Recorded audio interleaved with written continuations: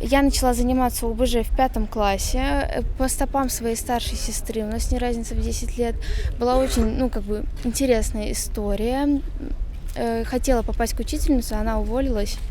Спустя год она вернулась, и мы начали заниматься.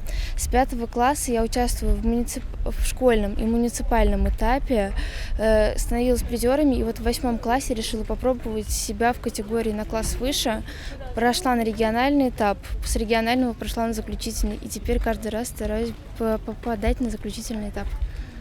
На полигоне все ли удалось сделать на практическом этапе? К сожалению, нет, мне не хватает физической формы, и многие задания были как раз-таки на физическую подготовку. Сколько баллов набрала? Маловато. А как тебе вообще полигон, организация?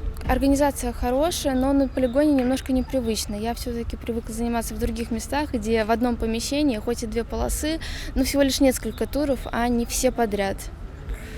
Вот. Как живется в санатории? Мне повезло, я езжу с мамой, потому что учительница не может, и попала в одну комнату с мамой впервые.